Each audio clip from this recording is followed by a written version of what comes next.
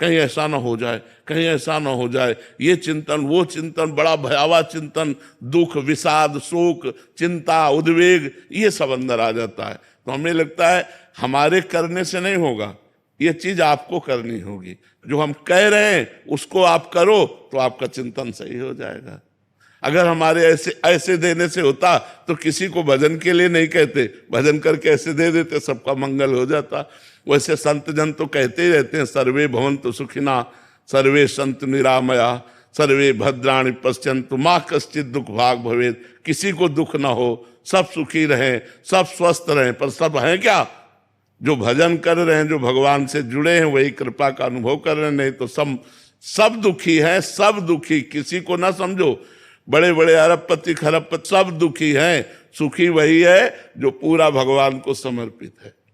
समझ पा रहे? तो समर्पण करो और नाम जप करो। राजीव जी दिल्ली से।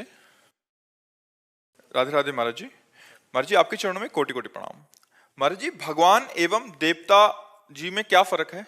कोई फर्क नहीं, एक ही परमात्मा सब रूपों में विराजमान है। पहला उत्तर, एक ही परमात्मा सब रूपों में विराजमान है। पर जब हम उन्हें परमात्मा भाव नहीं देखते तब फिर अलग अलग पावर है। एक बार उपनिषद की कथा है, सब देवता दैत्यों पर विजय प्राप्त करके बड़े आनंद में उत्सव मना रहे थे।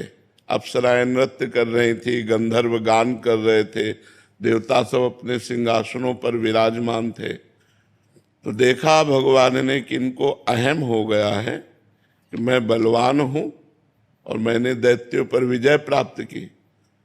तो सभा के सामने भगवान एक यक्ष रूप में प्रकट हुए। तो देवराज इंद्र ने देखा, बोले कोई भी देवता इनका परिचय लाकर हमें बताओ, ये कौन प्रकट हुआ है। तो सबसे पहले वायुदेव प्रकट हुए। बहुत बलवान देवता है, विश्व में वायुदेव से बढ़कर कोई बलवान नहीं। जैसे वायुपुत्र हनुमान, पवन पुत्र हनुमान है ना, तो सबसे बड़े बलवान वायु देवता। जैसे उनके पुत्र भीम, तो बल की अगाध महिमा वायु देवता की है। और हम सब वायु देवता से ही जीवित है, सबके प्राण वायु से ही तो संचलित है। सब जितना चराचर जगत है वो वायु से ही है। ऑक्सीजन खत्म हो जाए, सब नष्ट हो जाए, वायु से ही तो है। तो वायु देवता खड़े हुए और कहा मैं इनका परिचय लाता हूं। तो वायु देवता गए और कहा यक्ष तुम कौन हो? तो उनका हम तो अपना परिचय बाद में बताएंगे, पहले आप बताएं आप कौन हैं। बोले मैं पवन हूं, वायु। ठीक है, क्या है आप में क्षमता? तो उनका क्षमता ऐसी कि मैं पूरे त्रिभुवन को तिनके के समान उड़ा सकता हूं। तो एक तिनका प्रकट किया और कहा उड़ा के दिखाओ। अब वायु देवता से तिनका उड़ाने की बात, वो तो ब्रह्मांड उड़ा दे, लेकिन तिनका नहीं उड़ा। कहा पूरी ताकत लगाओ। वायु देवता पूरी ताकत लगा के हार गए, तिनका ऐसे से ऐसे नहीं कर पाए। आए और बैठ गए। देवराज इंद्र ने कहा कौन है? बोले असमर्थ रहा उनका परिचय प्राप्त करने में। दूसरा देवता अग्निदेव प्रकट, उनका मैं अभी परिचय लेकर आता हूं। उनके पास गए और कहा आप कौन हैं? तो उनका आप कौन है? तो उनका अनल, हुताशन, अग्नि, इन नामों से मेरा संबोधन होता है। बोले आपकी सामर्थ? बोले त्रिभुवन को उपले की तरह जलाकर भस्म कर सकता हूं। सब अग्नि से ही जीवित है, क्योंकि जठराग्नि के रूप में अग्नि भगवान ही सबके उदर में विराजमान है। अगर जठराग्नि न हो तो पानी भी न पचे तो हम जीवित ही न रहे। तो उसी तिनके को कहा तुम भस्म करके दिखाओ। तो अग्नि देवता से तिनका भस्म करने की बात, तो उनको रोष आ गया और तिनके की तरफ देखा, कुछ नहीं हुआ। पूरा पावर लगा दिया, कुछ नहीं हुआ। अग्नि देवता वापस जाकर बैठ गए और कहा मैं असमर्थ रहा इनकी सामर्थ्य और इनकी महिमा और इनका परिचय प्राप्त करने में। तब स्वयं देवराजेंद्र उठे, ये उपनिषद में कथा है। देवराजेंद्र उठे और उठ करके जे ही गए सो यक्ष अंतर ध्यान हो गए। यक्ष की जगह पर दुर्गा देवी प्रकट हुई और उनका देवराजेंद्र तू इतना घमंडी है कि तू भगवान से बात करने का भी अधिकारी नहीं है, इसलिए भगवान अंतर ध्यान हो गए। वो यक्ष रूप में भगवान थे। तो इतना समझ ले, तेरे वायु देवता में इतनी सामर्थ्य नहीं कि तिनका उड़ा सके, अग्नि देवता में इतनी सामर्थ्य नहीं कि तिनके को भस्म कर सके। सब भगवान की सामर्थ्य से युक्त हो। घमंड मत करो, भगवान ही तुम्हारे अंदर अपनी सामर्थ्य प्रकट करते हैं, तब तुम अपना कार्य कर सकते हो। तो वैसे सब देवता भगवान के स्वरूप हैं, पर जब अलग हम देखते हैं तो उनकी सामर्थ्य एक सीमा में है और भगवान असीम सामर्थ्यशाली है। देवता मोक्ष नहीं प्रदान कर सकते, देवता एक सीमित फल प्रदान करेंगे। जितनी आप आराधना करोगे उतना ही फल आपको प्राप्त होगा। देवता एक दुकानदार जैसा, जैसे आपकी दुकान में जो सामान है हम पैसा दे तो उतना ही दोगे, इसके अलावा नहीं दोगे। तो जितनी आप तपस्या करेंगे, जिस देवता के लिए जितना पूजन करेंगे, जितना आप आराधन करेंगे, उतना ही वो फल दे पाएगा, इसके आगे उसके सामर्थ्य नहीं। और जब हम भगवान मान के करते हैं तो फिर भगवान उसकी इच्छा की पूर्ति करते हैं। समझ पाए आप? विजय जी जौनपुर से। राधा वल्लभ श्री हरिवंश प्रभु। श्री हरिवंश महाराज जी, आपके चरणों में कोटि कोटि प्रणाम। महाराज जी, श्री जी और आपकी कृपा से आपको करीब 1.5 साल से गुरु रूप में स्वीकार किया है। बहुत जीवन में परिवर्तन आया है। महाराज जी, मेरा प्रश्न है कि आप कहते हैं कि अपना पुराना रजिस्टर जांच लो। गुरुदेव भगवान, मेरे पुराने रजिस्टर में व्यभिचार, चापलूसी, झूठ, अवगुण दर्ज हो गए हैं। मैं अपना नया रजिस्टर तैयार करना चाहता हूं, जिससे भागवतिक न्यायालय में मेरी जीवात्मा का न्याय एवं कल्याण हो सके। इसके लिए क्या करूं? भगवान नाम जप करो, भगवान की कथा सुनो, सब में भगवान को देखने की चेष्टा करो, परोपकार करो, इसी से बहुत बढ़िया रजिस्टर बन जाएगा। किसी का बुरा मत चाहो, किसी का बुरा मत देखो, किसी का बुरा मत करो और खूब नाम जप करो, बढ़िया हो जाएगा। गुरुदेव भगवान, ये आंख, ये हाथ, ये मन दलदल में फंसा दिया प्रभु मुझे। हाँ, बिल्कुल फंसा दिया, लेकिन ये नाम उठा के आपको भगवान के समीप पहुंचा देगा। नाम जप करो, राधा राधा राधा राधा, सब ठीक हो जाएगा। खूब केस आपके हवाले है। खूब नाम जप करो, नाम जप करो, नाम से सब ठीक होगा। हम सब मुजरिम हैं माया के अंतर्गत तो है ना, निकाल सकते हैं तो भगवान निकाल सकते हैं इस माया दलदल से। जैसे तुम हो वैसे हम हैं, कोई खास बात नहीं है। हाँ, हम भगवान की शरण में हैं, आप अभी अहंकार की शरण में, वो अंतर इतना है। इसलिए खूब नाम जप करो और अहंकार को भगवान के चरणों में समर्पित कर दो। रजनी जी। महाराज जी, भगवान शिव अपने भक्तों को आत्मबोध की ओर कैसे ले जाते हैं? कृपा रूप से या साधना से? कृपा ही साधना है। भगवान की जब कृपा होती तो साधना बनती है, और साधना से भगवान की कृपा का अनुभव होता है। भगवान की कृपा है और साधना नहीं है तो आप भगवान की कृपा का अनुभव नहीं कर सकते। साधना ही भगवान की कृपा है। जब रात दिन उत्तम साधना बनने लगे तो समझो भगवान की बड़ी कृपा है। ये अहंकार से नहीं कि मैं साधना कर रहा हूं, भगवान की कृपा से ही साधना होती है और साधना से भगवान की कृपा का अनुभव होता है। और जिसको कृपा का अनुभव हो गया वही भगवत साक्षात्कार का अधिकारी बन जाता है। शिवम कुमार जी। राधे राधे महाराज जी। महाराज जी, मेरा प्रश्न है कि अपने गुरुदेव के साथ प्रकट में ना होने के बावजूद भी हम अपने प्रकट सानिध्य उनके कैसे अनुभव कर सकते हैं? मंत्र के द्वारा।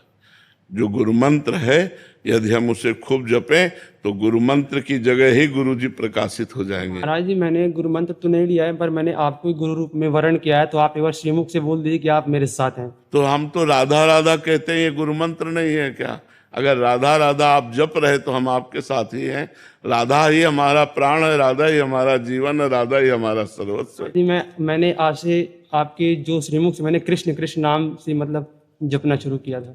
कृष्ण जपो, वही राधा है, वही कृष्ण है। कृष्ण कृष्ण जपो। राधा नाम हनुमान चालीसा के साथ भी जप सकते हैं, जप सकते हैं। भगवान नाम कहीं भी जप सकते हैं। कमलदीप जी। राधे राधे गुरु। राधे राधे महाराज जी। महाराज जी, मनुष्य अंदर से इतना बेचैन क्यों रहता है? सब कुछ होते हुए भी अशांत क्यों है?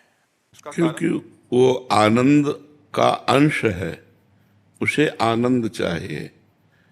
और इस दुखालयम अशाश्वतम, दुख प्रदान करने वाले नाशवान संसार में आनंद कहीं है नहीं। वो खोजता है प्रतिकूल शरीरों में, जैसे पुरुष शरीर तो स्त्री शरीर में, स्त्री शरीर तो पुरुष शरीर में, वस्तुओं में, धन में, मकान में, पद में, प्रतिष्ठा में। लेकिन ये सब जिसको प्राप्त है वो भी आनंद में नहीं है। क्योंकि आनंद का अंश आनंद समुद्र में ही अवगाहन करने पर वो आनंदित हो सकता है, और वो है भगवान, सिर्फ भगवान। तब लगी कुशल न जीव कहूँ, सपने हूँ मन विश्राम, जब लग भजत न राम कहूँ, शोक धाम तज काम। जो चाहत है नित्य सुख, अरु मन को विश्राम, हित ध्रुव हित सो भजत रहो, पल पल श्यामा श्याम श्यामा श्याम श्यामा श्याम। जब तक भगवान का भजन नहीं होगा तब तक कोई उपाय करके देख लो, मन शांत नहीं होगा। कुछ भी भोग लो, कुछ भी खा लो, कुछ भी देख लो, कहीं भी चले जाओ, एक अपूर्ति सी बनी रहती है। लगता है जो मैं चाह रहा था वो इसमें नहीं मिला, शायद इसमें होगा, शायद इसमें होगा, शायद इसमें होगा, और पूरा जीवन भोगते भोगते व्यतीत हो जाता है और कभी नहीं मिलता। और देखो गोस्वामी जी कह रहे हैं, तुलसीदास जी महाराज, जाकी कृपा लवलेस ते, मति मंद तुलसी दास हो, पायो परम विश्राम, राम समान प्रभु नाही। बोले परम विश्राम प्राप्त हो गया। जहां जन्म जन्मांतर से भटकते चले आ रहे थे, एक कृपा कोर भगवान की हुई कि हृदय शीतल हो गया, जन्म जन्म की तपन आनंद में बदल गई। अब कुछ नहीं चाहिए।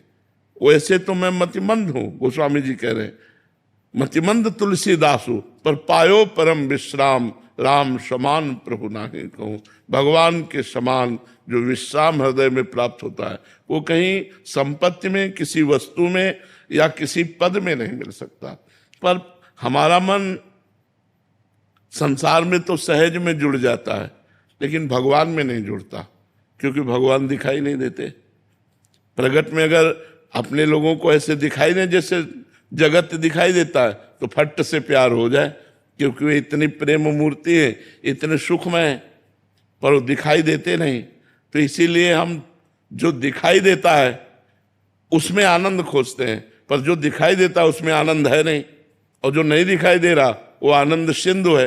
तो इसी को गुप्त करके भगवान खेल रहा है, अपने आनंद को गुप्त करके इस माया में ही खेल रहा है वो। अब हमें संत मिले, गुरु मिले, गाइड मिले, और वो हमें रास्ता बतावे आनंद का। जब हम साधना करें तो हमारा मन विश्राम को प्राप्त हो जाए। रोम रोम आनंद से भर जाता है, रोम रोम आनंद से भर जाता है। हृदय में कोई चाह नहीं रह जाती। बस एकांत में बैठकर इस बात से रोना आता है कि आपने कृपा की और मुझे संसार से घसीट लिया। अगर आप कृपा न करते तो पूरा जीवन संसार में नष्ट हो जाता। प्रभु आप बड़े कृपाल हो जो मुझे संसार से हटाकर अपने में लगा लिया। जी आपने विश्राम की बात की। विश्राम मतलब किसी भी चीज की कामना ना रह जाना, ये विश्राम है। विश्राम का मतलब जैसे घड़ी कसे लाए चलो, दीवाल घड़ी कसे लाए चलो, सुई अपनी अपनी जगह ठप हो जाएगी कि नहीं? एकदम नहीं हिलेगी।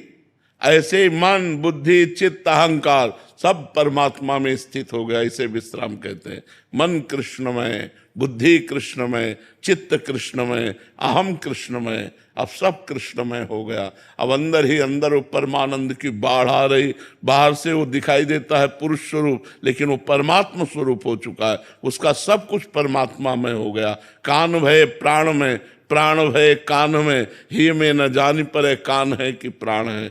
श्री कृष्णाकार वृत्ति हो जाती, रामाकार वृत्ति हो जाती, उसे विश्राम कहते हैं। राधिका जी वृंदावन से। श्री हरिवंश महाराज जी, महाराज जी क्या गुरुजनों और संत जनों की कुछ लीलाएं महाराज जी ऐसी होती हैं कि जो दिखता है वो नहीं होती, जो होता है वो दिखता नहीं? हाँ। तो महाराज जी ऐसी वो परम मंगल में कल्याणकारी हैं, बट साधक को कैसे चलना चाहिए महाराज जी उस पर? बहुत दुर्लभ है कि कोई साधक उनकी प्रतिकूल क्रिया में भी मंगल विधान देख ले। गुरु की प्रतिकूल क्रिया में मंगल विधान देख ले। नहीं तो कभी कभी गुरुजनों की क्रियाएं और आदेश ऐसे होते हैं जो लगता है कि ऐसा कैसे ऐसा आदेश कैसे कर दिया, ऐसा तो नहीं होना चाहिए था। अब जैसे शिवाजी गए समर्थ गुरु रामदास जी के पास दीक्षा लेने के लिए, तो उन्होंने कहा हमारा पेट बहुत दर्द कर रहा है आज, तो तो बोले गुरुजी राज वैद्य बुला देते हैं। बोले राज वैद्य की जरूरत नहीं, सिंघनी का दूध पीते हैं तो पेट ठीक हो जाता है। जाओ जंगल में, बिना किसी गार्ड के, सैनिक के, अंगरक्षक के, बिना अस्त्र के सिंघनी का दूध ले आओ। अब सिंघनी कोई गाय है क्या? और सिंघनी का दूध स्वर्ण के पात्र में रुकता है। स्वर्ण का पात्र लो और सिंघनी का दूध लाओ। मतलब मरना है, सीधे मरना है। जंगल में खोजते रहे, देखा सिंह शावक उछल रहे तो समझाया सिंघनी नजदीक। जो सिंघनी ने देखा, दहाड़ मारी और शिवाजी के ऊपर, सोई बीच में समर्थ गुरु रामदास जी प्रकट हो गए, से रोक दिया। बोले बस यही देखता था कि तन मन प्राण तू समर्पित किए कि नहीं। अब ये ऐसे कौन से होंगे जो तन मन प्राण इस तरह समर्पित कर दे। एक दिन श्री रामानंदाचार्य जी महाराज अपने शिष्यों की मंडली के साथ विचरण कर रहे थे, तो एक जंगल में रुके, तो वहां कुआं था। कुआं से पानी ठाकुर सेवा के लिए लाना था। तो जब पानी लाया गया तो उसमें गंध थी पत्तों की। एक डाल ऐसे जा रही थी कुआं के ऊपर, उसमें पत्ते गिर रहे थे, पत्तों के कारण वो पानी में सड़न थी। तो उनका अगर ये डाल काट दी जाए तो पानी स्वच्छ और पीने योग्य हो जाएगा। सब शिष्यों से कहा डाल इतनी ही काटो जितनी कुएं के पास है। तो उनका महाराज अगर डाल में चढ़ के गए तो इधर बैठना पड़ेगा, और वो डाल के नीचे सीधे कुआं है, और उतनी ही अगर काटी गई तो काटने वाला कुएं में चला जाएगा। बोले हमसे इतना मतलब नहीं। बोले आप आदेश करो तो पेड़ के पास से डाल काट दें। तो उन्होंने कहा नहीं, डाल केवल इतनी ही काटनी जो कुएं के ऊपर है। मतलब मरना है, जो शिष्य काटेगा वो मरेगा, कुएं में सीधे जाएगा कुल्हाड़ सहित। एक खड़े हुए, प्रणाम किया, गए, चढ़ करके आए, और जिधर डाल थी उधर पकड़ करके काटा इधर से, क्योंकि इधर से ही काटते बनेगा। तो जे ही काटा सो मैं कुल्हाड़ सहित कुएं में चले गए। सब शिष्यों ने कहा गुरुजी तो मर जाएगा। बोले हमारा काम था कुएं से डाल हटानी, अब वो कट गई है, तुम डाल निकालो, लेकिन थोड़ी देर रुक जाओ। बोले गुरुजी थोड़ी देर रुक जाएंगे तो मर जाएगा। बोले नहीं, अब थोड़ी देर रुक जाओ। अब सब शांत बैठे। थोड़ी देर में नमो नमः जय हो की आवाज आने लगी, और देखा भगवान के पार्षद उन शिष्य को ऊपर छोड़ गए। वो गुरुजी के चरणों में प्रणाम किया। बोले कहो क्या हालचाल है? बोले गुरुजी जे ही कुएं में गिरे ते भगवान राम जी के पार्षद आए और हमें साकेत धाम ले गए, और वहां दर्शन कराया सिया राम जी के, और ये प्रसाद दिया है आपको। अब सब शिष्य लालायित हो गए। तो अब उनमें एक ही खड़ा हुआ था प्राण देने वाला। तो कई गुरु की ऐसी आज्ञाएं होती हैं जो हमारी समझ के परे होती है, पर उनमें भगवान का मंगल विधान होता है। पर हम अगर मान लें तो बात है। हमें गुरु में साक्षात भगवान बुद्धि रखनी है, और भगवान बुद्धि से हमारा परम कल्याण हो जाएगा। अगर भगवत बुद्धि रखे तो पार हो गए, पक्का पार हो गए। अनुराधा जी, श्री हरिवंश महाराज जी, गुरुदेव जैसे समय बीत रहा है, समाज में अशांति, गृह युद्ध जैसी स्थिति बनती जा रही है। देश विदेश में बढ़ते तनाव और अपराध को देखते हुए क्या एक ग्रस्त साधक को अपने परिवार की आत्मरक्षा के लिए प्रयास करना चाहिए? क्या उन्हें अपने बच्चों को आत्मरक्षा की शिक्षा देनी चाहिए? क्या साधक को इस ओर? क्या आत्मरक्षा भगवान के बिना आप कर सकते हैं? एक विचार करो, हमारा दिल ही फेल हो जाए एक सेकंड में को किसी कार्यवशात, तो हमारी सच्ची आत्मरक्षा भगवान से होगी। तो हमें चाहिए कि बच्चों को भी भगवान नाम जपना सिखाना चाहिए, भगवान की पूजा सिखानी चाहिए, गंदे आचरणों से बचना सिखाना चाहिए, संत और भगवंत की श्रद्धा उत्पन्न करनी चाहिए। अगर ऐसा हुआ तो आत्मरक्षा करने वाले बन जाएंगे, क्योंकि मुझे भगवान के सिवा और कोई आत्मरक्षा करने वाला नहीं। तो हमें लगता है कि आत्मरक्षा करने वाले भगवान ही है, दूसरा कोई नहीं है जो हमारी रक्षा कर सके। हमें ऐसा दिखाई देता है। आपको अगर कोई पॉइंट दिखाई देते हो तो बताओ। हमें तो सब पॉइंट रद्द नजर आते हैं। एक ही पॉइंट नजर आता है कि वो बचाना चाहे तो कहीं से भी बचा सकता है, और वो ना बचाना चाहे तो तुम कहीं भी मर सकते हो, कहीं भी फंस सकते हो, कहीं भी आपकी दुर्गति हो सकती है। भगवान भगवान सिर्फ भगवान बचा सकते हैं। अभिषेक शर्मा जी गाजियाबाद से। राधे राधे। राधे राधे महाराज जी। महाराज जी, बार बार मन सांसारिक जीवन से विरक्त होने की तरफ दौड़ रहा है, बट पारिवारिक मोह के कारण छोड़ भी नहीं पा रहा। और नहीं, संसार से विरक्त होकर जाओगे कहाँ में, ये बता दो। कहाँ जाओगे? हम विरक्त हुए तो तुम्हारे बीच में तो आए। भागना कहीं नहीं है, अपने कर्मों का सुधार कर लेना है, कहीं भाग के नहीं जाना है। आज समय नहीं है कि आप विरक्त होकर घूम सको, मार डाले जाओगे। कहाँ एकांत, हमें जगह बता दो। एकांत कहाँ है? कहाँ कंदमूल फल है? एक बेर भी लेना है तो पैसा है, कहाँ पानी है? नदियों का पी नहीं सकते, कुआं रह नहीं गया, हैंड पैप सूख गए, पानी कहाँ पियोगे? तो कर्म करना पड़ेगा सबको। भगवान आए तब कर्म किए, तो हम लोग तो मनुष्य हैं, तो हमें चाहिए गंदे आचरणों से वैराग्य हो। हम गंदा काम नहीं करेंगे, ईमानदारी से अपने कर्तव्य कर्म को करें और भगवान का नाम जप करें। ये बहुत बड़ी बात है। आज भागने का समय नहीं रहेगा। अपनी मेहनत करके नमक रोटी खाओ और दूसरों को 2 रोटी दे सको, ये बढ़िया बात है। कर्म के साथ धर्म से ही कर्म करना चाहिए, कर्म से धर्म के मार्ग में नहीं चलना चाहिए, धर्म से ही कर्म करना चाहिए। तुम्हारा जो धर्म है, तुम्हारा जो कर्तव्य कर्म है, वो धर्म से युक्त होना चाहिए। आज हम कर्म तो करते हैं लेकिन धर्म का त्याग करके, इसीलिए पतित हो जाते हैं। अगर धर्म में कर्म करें तो हमारा कभी पतन हो ही नहीं। गुरुजी, कर्म करते करते हम धर्म से पीछे हट जाते हैं। वही तो बात है। जैसे काम करते हैं, काम करते करते झूठ बोलते हैं। हाँ, बिल्कुल बिल्कुल। घूस ले लिया, बेईमानी कर दी, निर्दोष को दंड दे दिया, दोषी को छोड़ दिया, ये सब अधर्म है। अगर हम धर्म पूर्वक कर्म करें तो हमारा कर्म ही पूजा है। हाँ, वैसे हमें लगता है ईमानदारी से क्यों धंधा नहीं चल सकता? भाई, ये कपड़ा जैसे आप बेचते हैं, 100 का लाए हैं तो पता है आप मुनाफा ले रहे हैं, आप 150 रुपया बोलिए, पर ये मत बोलिए कि कसम से कह रहा हूं इस 150 का हम लाए हैं, ये मत बोलिए। नहीं, लोग कहने लगते ना तो ये बात मत कहो। आप 150 का बेच रहे हो, पक्की बात है, क्योंकि अगला आदमी जानता है ये दुकान मकान परिवार सब इसी से चल रहा है, तो मुनाफा जरूर लेगा, तो उसमें ज्यादा झूठ बोलने की जरूरत नहीं है। महाराज जी, मैं जीवन में ये प्रयास करता हूँ कि धर्म का पालन करूं, लेकिन अगर कोई व्यक्ति हमारे साथ अधर्म करके, छल करके कोई करे, तो क्या हमें उसका जवाब देना चाहिए उसी तरीके से या शांत? नहीं, उस तरीके से नहीं देना चाहिए, अपने धर्म से जवाब देना चाहिए, अपने धर्म से जवाब देना। जैसे आप छल कर रहे हो हमारे साथ, हमें पता है, तो हम आपसे बोलेंगे कि देखो आप हमारे मित्र हो, लेकिन आप हमारे साथ ये छल कर रहे हो, या आप प्रमाणित करो ये छल नहीं, और आप छल कर रहे हो, मैं तुम्हें क्षमा करता हूं, लेकिन भगवान तुम्हें क्षमा नहीं करेंगे। जाओ, मैं तुम्हें क्षमा करता हूं, हमारा धर्म है क्षमा करना, मैं क्षमा करता हूं, लेकिन मैं तुम्हें बता दे रहा हूं कि ये जो कर्म तुम कर रहे हो ये छल युक्त है, इसका फल अधर्म है और अधर्म का फल दंड है। तो हमें कोई इसमें दिक्कत की बात नहीं है। सत्य से चलना थोड़ा कठिन है, पर चला जा सकता है। परंतु महाराज जी, आजकल देखा जाता है कि समाज में जो अधर्म के काम कर रहे हैं वो ही ज्यादा सुखी दिखते हैं। कब तक हमें इसका उत्तर दो?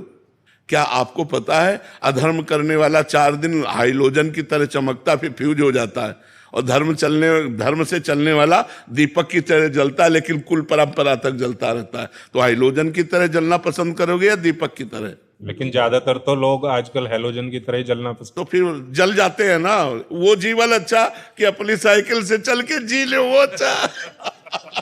पर बाबा जी, धर्म कर्म से जब चलते हैं तो फिर बीवी नहीं जीने देती। ऐसा नहीं है, ऐसा नहीं है, उसको समझाया। अब सही बात तो हमें ये लगता है कि यदि हम दोनों प्यार करते हैं और समझाया जाए कि धर्म से यदि नमक रोटी खाएंगे तो हमारे बच्चे अच्छे ग्रेजुएट होंगे, और अधर्म से यदि हम, तो हमारे बच्चों पर प्रभाव पड़ेगा, हमारे परिवार पर को प्रभाव पड़ेगा। भाई, जब वो दूसरों को देखते हैं ना कि दूसरों के भी बच्चे गाड़ी में चल रहे हैं, हम मोटरसाइकिल पे ही चल रहे हैं, तो फिर दिक्कत आ जाती है वहां। हाँ, लेकिन उनका पुण्य है ना, पूर्व का उनका पुण्य है, और हमारा पूर्व का उत्तर। ये प्रारब्ध मतलब भुगतना पड़ेगा। ये भोगना पड़ेगा। अगर आप गाड़ी भी ले लेंगे तो आपको आना मोटरसाइकिल पे ही पड़ेगा। सरजीवन शर्मा जी। राधे राधे। राधे राधे महाराज जी। महाराज जी, मेरे गुरुजी श्री श्री परमहंस योगानंद जी प्रकट रूप में तो नहीं है, मैं उनकी शिक्षा लिखित रूप में ग्रहण करता हूँ। महाराज जी, मेरा प्रश्न है कि क्या मैं अपने गुरुदेव को ही अपना आराध्य या इष्ट मानकर उनकी पूजा, ध्यान, नाम जप, जय गुरु कर सकता हूँ? क्या मैं सही चल रहा हूँ? ऐसा करना चाहिए। गुरु साक्षात परब्रह्म तस्मै श्री गुरुवे नमः। गुरु में परब्रह्म बुद्धि, इष्टाकार बुद्धि हो जाए और गुरु की आज्ञा का पालन करे और गुरु में ही चिंतन रखे। ध्यान मूलम गुरु मूर्ति, पूजा मूलम गुरु पदम, मंत्र मूलम गुरु वाक्यम, मोक्ष मूलम गुरु कृपा, उसी से हो जाएगा। कोई अलग से साधना की जरूरत नहीं। देवेंद्र राघव जी गुरुग्राम से। श्री हरिवंश महाराज जी, महाराज जी, यदि ईश्वर ने सृष्टि की रचना किसी इच्छा या कामना से की तो क्या ये मानना उचित होगा कि ईश्वर भी इच्छा के अधीन है महाराज जी, या मनुष्य अपनी इच्छाओं का प्रत्याग? फिर ईश्वर की इच्छा से तो सृष्टि हुई, लेकिन ईश्वर की इच्छा इस समय आपके अंदर नहीं, इस समय आपकी इच्छा है। अगर अपनी इच्छा को ईश्वर की इच्छा में मिला दें तो आप महापुरुष हो गए। आप अपनी इच्छा को मिटा दें तो वही तो नहीं हो पा रहा है। हम अपनी इच्छा को ईश्वर की इच्छा में नहीं मिला पा रहे हैं। हम अपनी इच्छाएं अलग से रख लिए और 3 गुणों की माया की रचना है, जिसमें एक राक्षसी प्रवृत्ति है तमोगुण, एक घोर प्रवृत्ति अशांत प्रवृत्ति है रजोगुण, और एक शांत प्रवृत्ति है सतोगुण। इन्हीं में विचरण करता रहता है पूरा संसार। कोई त्रिगुणातीत होकर अपनी इच्छाओं को भगवान में समर्पित करके, जाहि न चाही कबहु कछु, तुम सन सहज स्नेह बसहु निरंतर तासुर, सो राउर निजगे। जिसने इच्छाओं को मिटा दिया वो भगवान को प्राप्त हो गया, फिर भगवत स्वरूप हो गया। भगवान की इच्छा से ही जगत रचा है, लेकिन इसमें जो जगत में इच्छाएं हम कर रहे हैं वही हमारे बंधन का कारण है। इच्छा रहित तो हो जाना ही बंधन मुक्त हो जाना है। इच्छाएं ही बंधन है। देखो, इसमें भगवान इच्छा कर रहे हैं कि आप कर रहे हो? आप इच्छा कर रहे हो। आप इच्छा छोड़ दो, इच्छा रहित हो जाओ, तो आप देखोगे भगवत स्वरूप आनंद आपके अंदर आ गया। इच्छाएं मिटाने के लिए तो साधना की जाती है। जा ही न चाहिए कबहू कछु, कभी कुछ नहीं चाहिए, कोई इच्छा नहीं। सकल कामनाहीन जे राम भगति रसलीन, जो सारी कामनाओं को छोड़ देते वो भगवान के प्रेम रस में लीन हो जाते हैं। कामनाएं तो हमें जगत में फंसाए, कुछ कामनाएं पाप करवा रहे हैं, कुछ कामनाएं पुण्य करवा रहे हैं, तो बार बार लोकांतर में पुनरपि जननम पुनरपि मरणम पुनरपि जननी जठरे शयनम, यही खेल हो रहा है। इच्छाओं का त्याग कर दो, अभी भगवत प्राप्ति का अनुभव हो जाएगा। समझ पा रहे हैं आप? सार्थक सिंह जी लखनऊ से। महाराज जी, कुछ भी करते हैं तो अगर असफलता मिलती है तो मन घबरा जाता है, निराशा होती है। असफलता पूर्व जन्म के प्रारब्ध कर्म के अनुसार मिलती है। जैसे हम बहुत पढ़े लिखे लेकिन हमें नौकरी नहीं मिल रही, लाखों रुपया लगा रहे लेकिन व्यापार में सफलता नहीं मिल रही, क्योंकि आपको दुख भोगना है। आपने ऐसे कर्म किए हैं कि उनके परिणाम में आपको दुख भोगना है, इसलिए असफलता, इस असफलता में भी हम सफलता खोज ले, ये आध्यात्मिक ज्ञान है। अगर आध्यात्मिक ज्ञान नहीं है तो फिर लाभ नहीं मिल पाएगा। असफलता में भी सफलता, जैसे दोनों किडनी फेल हैं, परेशानियां हैं, लेकिन कोई परेशानी नहीं। भगवान की कृपा से जो होना चाहिए वो हो रहा है, बस आनंद है। क्यों? क्योंकि आनंद स्वरूप भगवान से हम जुड़े हुए हैं। अगर आप जुड़ो तो असफलता भी सफलता में बदल जाएगी। वो भगवान कर्तुम अकर्तुम अन्यथा कर्तुम सर्व समर्थ ईश्वर है। देखो, सुदामा जी का प्रारब्ध 3-3 4-4 दिन भोजन नहीं मिलता था, और श्री कृष्ण की कृपा सुदामापुरी बना दी। तो कृपा और प्रारब्ध, इनमें अंतर है। प्रारब्ध से तो हम असफल हो जाएंगे, लेकिन कृपा हमें सफलता प्रदान करेगी। इसलिए हमें नाम जप करना चाहिए, अच्छे आचरण करना चाहिए और परोपकार करना चाहिए, दूसरे जीवों को सुख प्रदान करना चाहिए। इससे बहुत जल्दी भगवान की कृपा हमारे ऊपर हो जाएगी और हम मंगलमय सफलता को प्राप्त हो जाएंगे। श्री राम द्विवेदी जी। श्री हरिवंश महाराज जी। महाराज जी, क्या कभी भी किसी भी भगवान का चिंतन हो, किसी भी प्रकार का, जैसे भगवान के भजन होते हैं या कीर्तन माना जाएगा? महाराज जी ये कह रहे हैं कि हनुमान जी, मारुति जी, जय माता दी, जय सिया राम, राधा कृष्ण, ये सब नाम के अंतर्गत आते हैं। ये प्रारंभिक बातें हैं, प्रारंभिक बातें। और भजन का स्वरूप तो यह है कि एक नाम पकड़ लिया और 6 घंटे उसी पे है। राम पकड़ लिया तो राम राम राम राम राम राम, 6 घंटे राम जपे, तब जाके नशा चढ़ता है, प्रारब्ध भंग होते हैं, पापों का नाश होता है। ये प्रारंभिक है कि जब जो मन आया सो पाठ कर लिया, जब जो मन आया सो नाम जप कर लिया। लेकिन आगे अगर बढ़ना है तो किसी एक नाम को लेकर 5-6 घंटे 8 घंटे उठते बैठते चलते फिरते कार्य करते हुए एकाग्रता पूर्वक जपिए, धीरे धीरे 24 घंटे लाइए, फिर आप देखिए चमत्कार नाम का।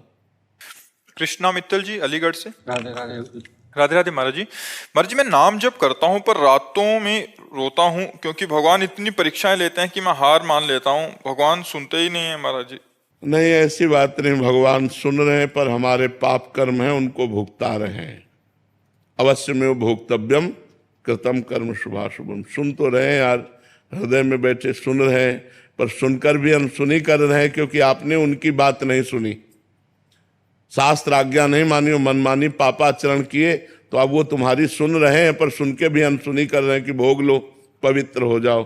अपने जो कर्म किया है अवश्य में वो भोक्तव्यम कृतम कर्म शुभाशुभम, भोगना पड़ेगा, सबको भोगना पड़ता है, बड़े बड़े संतों को भोगना पड़ता है। इसलिए होश से कर्म करो, कहीं कोई पाप कर्म न बन जाए जिसका परिणाम हमें दुख भोगना पड़े। सावधानी से कर्म करो। मनुष्य जीवन बहुत सावधानी के लिए मिला है, मनमानी आचरण करने के लिए नहीं मिला। शास्त्र से प्रमाणित कर्म करोगे तो सदैव सुखी रहोगे, आनंदित रहोगे। शास्त्र विरुद्ध कर्म करोगे तो दुखी रहोगे, शोकित रहोगे। महाराज जी, क्या गलत तरीके से कमाए हुए पैसे से अगर हम सर्वनाश, परिवार बच्चे सब बिगड़ जाएंगे, अशांति पैदा हो जाएगी, परिणाम में सब नष्ट हो जाएगा। इसलिए होश में रहो, धर्म से कमाओ, नमक रोटी खाओ, चैन से जियो। अधर्म से कमाओगे, रबड़ी खाओगे, आंतें फट जाएंगी, आज नहीं तो कल, पक्का समझ लो। इसलिए अधर्म के पैसे से बचो, शॉर्टकट में करोड़पति बनने की कोशिश मत करो। मेहनत से कमाओ, और मेहनत से कमाई से अगर साइकिल से भी चलोगे तो तुम्हारी रौब है, शान है, तुम घर में जाओगे, चैन से व्यवहार होगा। और अधर्म से कमाओगे, पत्नी पुत्र परिवार सब कलह, सब अशांति, एक दिन देखना परिणाम में सब नष्ट हो जाएगा। इसलिए भगवान का जो बनाया हुआ मार्ग है उसी पे चलो तो सुख और शांति मिलेगी, अधर्म से नहीं। अब जैसे किसी निर्दोष को दंड देने के लिए किसी ने अटैची आपको दे दी, दोषी को मुक्त कर दिया और निर्दोष को दंड दिया। अब निर्दोष के हृदय की जितनी श्वासें हैं वो जो बद्दुआ दे रहे हैं तुम्हारा सर्वनाश कर देंगी। दुखिया को न सताइए, दुखिया देगा रोए, और जब दुखिया के मुखिया सुने तो तेरी गति क्या हो। आज तुम बड़े पद पे बैठे हो, लेकिन जब सबसे बड़ा पद वाला न्याय करेगा तो तुम्हारे होश उड़ जाएंगे, तुम्हारा सर्वनाश हो जाएगा। इसलिए अधर्म से बचना चाहिए। कृष्णा चंद्रा जी। राधे राधे महाराज जी। गुरुदेव भगवान, एक पिता माता के नाते बेटा और बेटी को ब्रह्मचर्य की बारे में मतलब सरल और बिना संकोच के महाराज जी कैसे समझाएं? कभी मतलब समझाना चाहिए, बड़े हो जाते हैं तो समझाना चाहिए, उनको बैठाना चाहिए पास और दोस्त की तरह समझाना चाहिए। पिता माता को चाहिए कि बच्चों से दोस्त का व्यवहार करें। बहुत अच्छे बच्चे बने जाएंगे जब आप दोस्त का व्यवहार। देखो अब तुम्हारी उम्र बढ़ रही, तुमको ऐसे मित्र मिल सकते हैं जो तुमको गलत बातें बतावें, गलत बातें मोबाइल में दिखावें। तुम देखना नहीं, करना नहीं, कोई हरकत गलत मत करना, ऐसा मत करना। जो ब्रह्मचर्य संबंधी सावधानियां हैं, अगर आप खुल करके बात करोगे तो अपनी कमियां खुलकर आपके सामने कहने लगेंगे। डांटना नहीं है, प्यार से। अच्छा, अगर आप में कोई गलती हो तो आप बताओ, ऐसी गलती की, अब आगे मत करना। अगर तुम्हारा मन कहे तो हमसे बात कर लेना, हम आपको समझाएंगे, लेकिन गलत मत करना। अब जैसे अगर भय है कि पापा से कहेंगे तो काट डालेंगे, ऐसे नहीं वचन उच्चारना चाहिए। तो गलत तो होगा ही, लेकिन आपको पता नहीं चले पाएगा और वो बहुत गलत हो जाएगा। उचित यह है कि अगर तुमसे गलती हुई तो हम तुम्हारा सहयोग देंगे, हमको बताना, हम तुम्हारे सहयोग में। तो बच्चे एक खुले हो जाएंगे आपसे और आपको अपनी कमी बता देंगे, तो जिन कमियों से आप उनको बचा सकते हैं। नहीं, आज हमारा जो वातावरण है ना, सब अपने में बिजी हैं, माता पिता अपने में बिजी हैं, बच्चे अपने में बिजी हैं, तो कोई किसी को समझा नहीं रहा है और अध्यात्म का मार्ग गुप्त होता जा रहा है, क्योंकि किसी को फुर्सत नहीं कि शास्त्र पढ़े, किसी को फुर्सत नहीं संत महात्माओं के पास जाकर बैठे। कोई बिरले भाग्यवान ऐसे हैं जो संत समागम कर रहे हैं।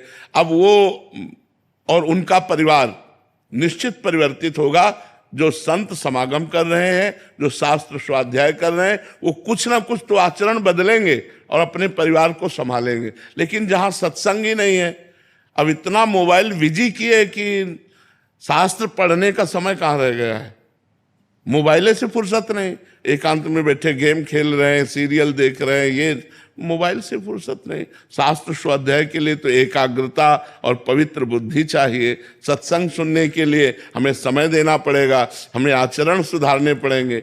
कई ऐसे लोग बताए कि हमारे मित्र आपके पास नहीं आते डर के, बोले जो जाएंगे तो बाबा शराब छुड़वा देगा, बाबा मांस छुड़वा देगा, वो हम छोड़ नहीं सकते। छोड़ना तो पड़ेगा, शरीर भी आज नहीं तो कल ये शरीर भी तो छूटेगा, पर शरीर रहते हुए छोड़ दो तो अच्छे आदमी बन जाओगे। दूसरों का मांस खा रहे हो तो दूसरों को पीड़ा नहीं पहुंचा रहे, ये पीड़ा जब एकत्रित होगी तो तुम्हें पहुंचेगी। होश में उनको जला रहे हो तो काल तुम्हें जलाएगा, उनको काट रहे हो तो काल तुम्हें काटेगा।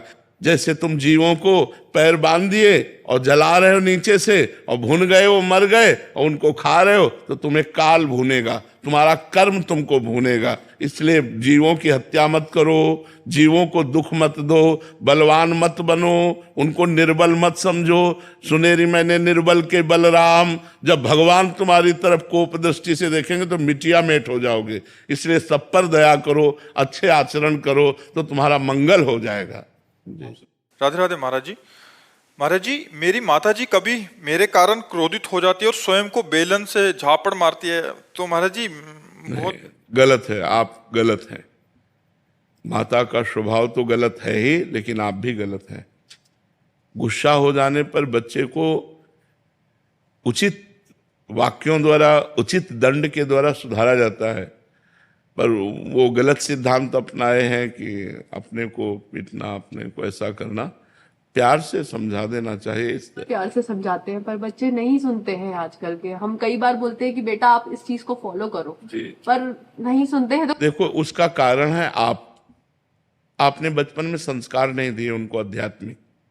अगर आप माँ होकर के उनको आध्यात्मिक संस्कार देती, आपको उनसे कहती पैर छुओ, जब वो छोटे थे, अगर छोटे से बैठो, एक माला राधा नाम जप करो, राधा राधा बोलो, तुम्हें तब हम बाल भोग देंगे। आप राधा राधा जपो, तब हम आपको खिलौना देंगे, तब आपको हम घुमाने ले चलेंगे। अगर आप भागवतिक संस्कार डालोगे तो देखो, हमारी माँ ने हमें भागवतिक संस्कार बचपन से डाले, शुरुआत से ही बता, कराग्रे वस्ते लक्ष्मी कर मध्य धरती के पैर छुओ, चलो हमारे छुओ, पिताजी के छुओ, भैया के छुओ। रेगुलर बोलती हूँ, वे नहीं सुनते हैं। देखो, अब बड़े हो गए हैं, अब सुनना इनके बस के। समझाइए, बच्चे आपकी बहुत सुन रहे हैं। आज की जो जनरेशन है वो आपको बहुत फॉलो कर रही है। भाई हमारी इज्जत रख लो यार हमारी इज्जत रख लो कि अपने माता पिता के रोज चरण छुओ और माता पिता की आज्ञा का पालन करो। और आपको चाहिए कि आप इनकी माता जी हैं, आपको चाहिए कि इस तरह का व्यवहार ना करें। माता जी, अब बच्चों को मार भी नहीं सकते हैं, तो मैं अपने आप को हाथ नहीं, ऐसा उचित नहीं है। नहीं सुनते हैं महाराज। हाँ, अगर वो नहीं सुनते तो भगवान से प्रार्थना कीजिए कि उनको सद्बुद्धि दें और नाम जप कीजिए और इनको दीजिए। जी जी, बिल्कुल सिखा रही हूँ। नाम जप कीजिए और इनको दीजिए कि भगवान, मैं 1000 नाम जप करके अपने बालक को देती हूँ, उसकी बुद्धि शुद्ध हो। इस तरह के व्यवहार से, जैसे क्रोध का व्यवहार आप करते हैं ना, इस तरह के व्यवहार से माहौल बिगड़ जाएगा। नहीं महाराज जी, मैं नहीं चाहती हूँ करना, मैं बिल्कुल नहीं चाहती हूँ। मैं अभी आपके पास 3 साल से आ रही हूँ, मैंने अपने आप को बहुत शांत किया है इन बच्चों के लिए ही। मैं तो देखो, वो कह रहा है, मैं खा जाऊंगा, मुझे दिक्कत नहीं है मम्मा को। हाँ, वो ये कह रहे हैं, देखो वो कह रहा है कि जी, मुझे दर्द होता है अगर मैं इनको मारती हूँ तो। हाँ, तो तुम्हें जब मारती हो अपने को तो इसको दर्द होता है तो हमें लगता है दोनों को दर्द ना हो। ऐसा करो, तुम ऐसा करो, अपनी माँ के चरण छू करके आज से नियम लो कि हम माँ के विरुद्ध आचरण नहीं, ठीक है? और हमारी इज्जत रख लो। कह रहे हैं आज के 9 लड़के आपकी बात मानते, तो हमारी बात मान जाओ यार, हमारी बात मान जाओ, तो हमारी तुम्हारी दोस्ती हो जाएगी, ठीक है? दोस्ती मंजूर है? तो माता के रोज पैर छूना और जब जो कहे उसे मानने की कोशिश करो। गलत वो कहेगी नहीं, माँ है, वो आपकी उन्नति चाहेगी। जिसमें उसको लग रहा है कि हमारा बालक पतित हो सकता है, उस बात को रोकेगी। वो वही चाहेगी जिसमें आप प्रकाशित हो, समाज में उन्नतशील हो, आप सुखी रहें। हमें लगता है कोई माँ ऐसा नहीं चाहती हमारा बालक गिरे, गंदे मार्ग में जाए या वो दुख पावे, समझ रहे हो ना। तो अपने माता पिता की बात माननी चाहिए, चाहे बच्ची हो चाहे बच्चा हो, और माता पिता को सुख देना चाहिए। हमें एक बात तुम्हारी अच्छी लगी कि माँ अपने को मारती तो तुम्हें दुख होता है, इसका मतलब तुम्हें माँ से प्यार है। अगर प्यार ना होता तो अपने को पीटती, हमें तो नहीं पीटती, हम निकल जाए, लेकिन तुम्हें दुख होता है, बहुत अच्छी बात है। अब ऐसे आचरण करो कि माँ अपने को ना पीटे।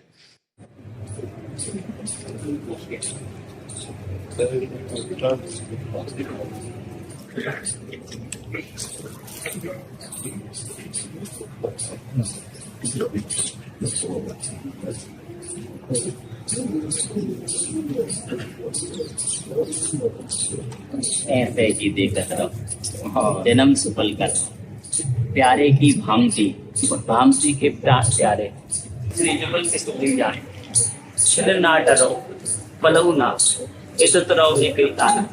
श्री हरदास के स्वामी स्वामी श्री कुंज इसलिए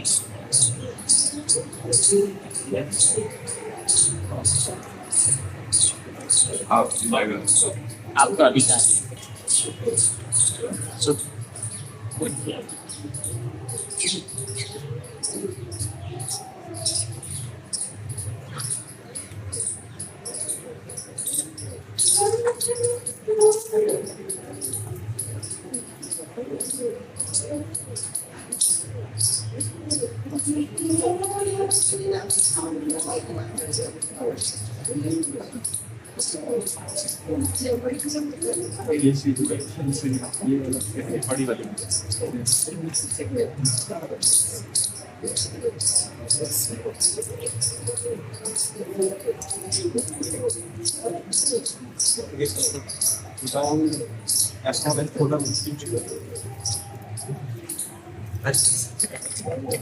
तो विराजमान करो, ये तो आपके पास घर में बुजुर्गों की सेवा है पहले से। कहीं निकलते नहीं है, बट बहुत मन में इच्छा थी। आज मन आया ना दर्शन करने, तो बलिहार करने आ गए। ठाकुर जी को तो मन ये हो कि जो महाराज को का कहते हैं आनंद है ना, वो सहचरियों के साथ महाराज के वाव में विराज। इनका तो बहुत मन था आपसे मिलने का, लेकिन प्रतीक्षा कर रहे थे। इस समय क्या कैसे तो बस हृदय में हौस है, और क्या कर सकते हैं।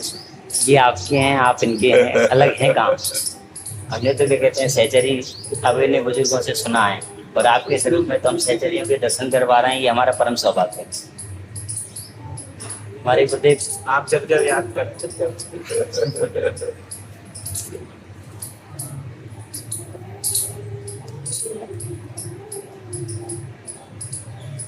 कुंदिनी का है, दत्ता प्रसाद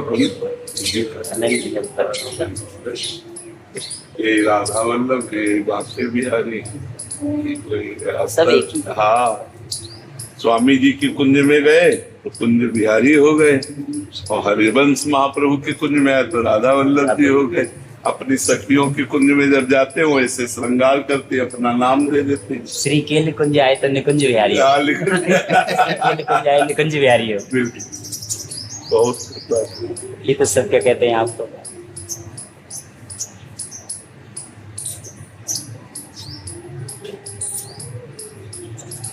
आनंद निरपति स्वामी श्री हरदास कुंज बिहारी से बिन छिलना करी काऊ पियास, सेवा सावधान अति जान, सुरधर गावत दिन रस रास, ऐसो रसिक भयो नहीं वह है भूमंडल आकाश, देह विदेह रहे जीवती विसरे विश्व विलास, श्री वृंदावन रेणु तनमन भजतज लोग वेद की त्रास, प्रीति की रीत कीनी सबंसो कियो न खास ठवास, अपनो व्रत हट और निवायो जोले कंठ उफास, सुरपति भूपति कंचन कामनी जिनके भाई खास, आपके साधु व्यास समूसो और जगत करत उपहास।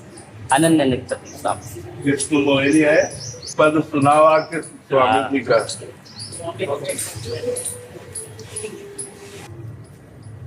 यह कौन बात जो अब ही और अब ही और अब ही और यह कौन बात जो अब ही और अब ही और अब ही और देवनारी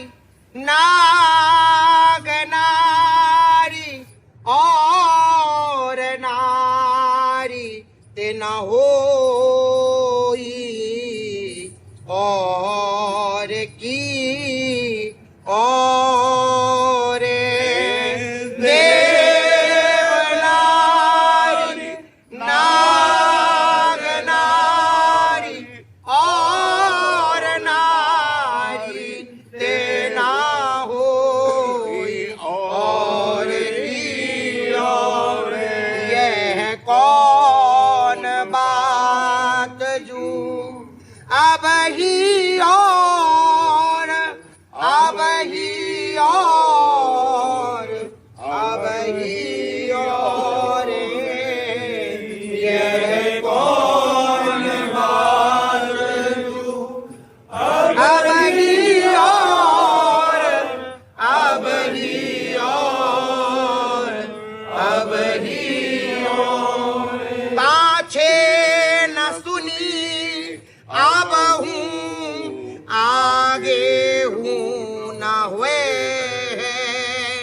पाछे न सुनी अब हूँ आगे न हुए यह गति अद्भुत रूप की और की और यह गति अद्भुत रूप की और की और श्री हरिदास के स्वामी श्यामा कुंज बिहारी यार सही बस भये यह भई और की और श्री हरिदास के स्वामी श्यामा कुंज बिहारी यार सही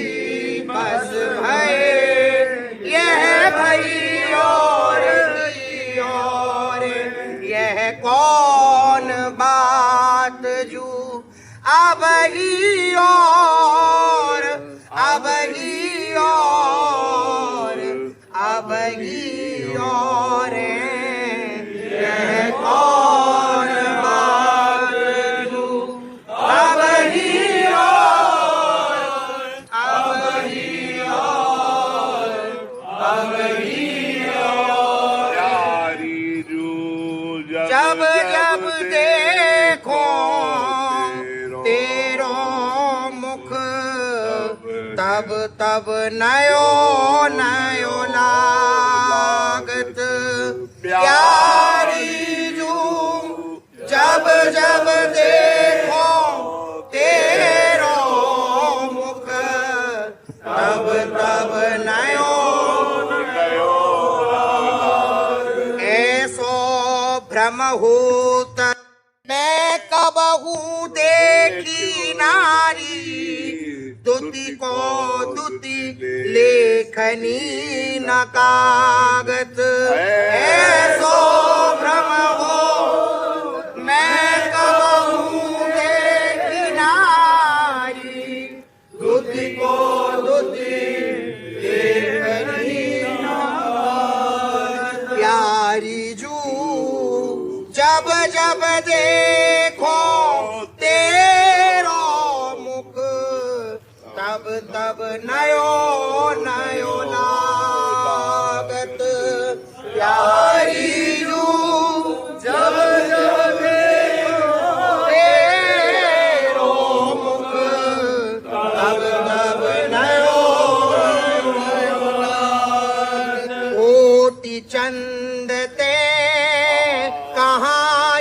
मुस्कुराए नए नए रागत कोटि चंद ते कहाई मुराए नए नए रागत। श्री हरिदास के स्वामी श्याम कहत काम की साथी न होई त्रिपति रहो निस दिन जागत। श्री हरिदास के स्वामी श्याम कहत नाम काम की साथी न होई त्रिपति रहो निस दिन जागत। प्यारी जू जब जब देखो तेरो मुख तब तब नयो नयो लागत। प्यारी जू जब जब देखो तेरो मुख तब तब नयो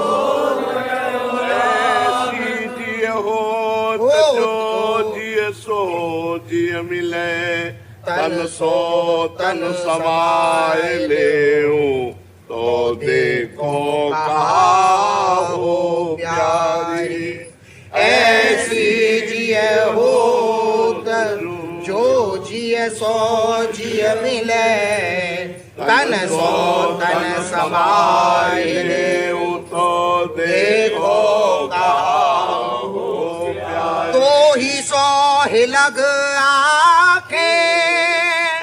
आखिन सो मिली रहे तो ही सो ही लग आखिन सो मिली रहे। जीवत को यह लहा हो प्यारी जीवत को लहा हो प्यारी। ऐसी जिय होत जो जिय सो जिय मिले तन सो तन समाए ले तो देखो कहा हो प्यारी। ऐसी जिय होत जो जिय सो जिय मिले तन सो तन समाए ले तो देखो कहा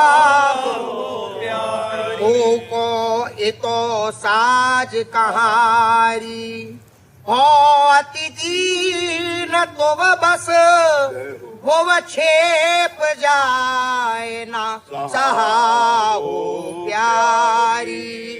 हो को इतो साज कहारी हो अति दीन तो बस वो छेप जाए ना सहा हो।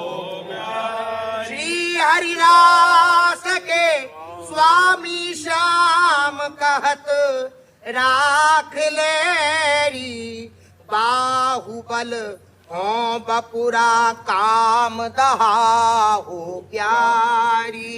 श्री हरिदास के स्वामी श्याम कहत राख लेरी बाहुबल हो बपुरा काम दहा हो प्यारी। ऐसी जिय होत जो जिय सो जिय मिले तन सो तन समाए लेहु तो देखो कहा हो प्यारी। ऐसी जिय होत जो जिय सो जिय मिले तन सो तन समाए लेहु तो देखो कहा हो प्यारी।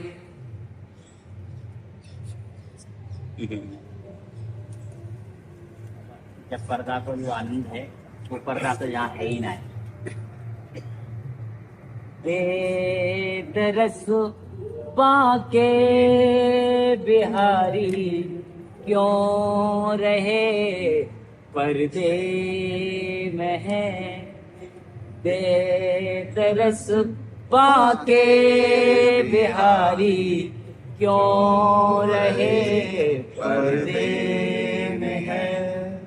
आप तो पर्दे में बैठे हम यूं ही तन्हा रहे। आप तो पर्दे में बैठे हम यूं ही तन्हा रहे। हमको पर्दे में छिपा लो, हमको पर्दे में छिपा लो तो आनंद पर्दे में। हमको पर्दे में बुला लो तो आनंद पर्दे में है। दे दरस बाके बिहारी क्यों रहे पर्दे में। चला जाए तो याद करोगे जब आए ही आपसे मिलने के लिए, तो जाने का तो रास्ता ही नहीं है तो आपके।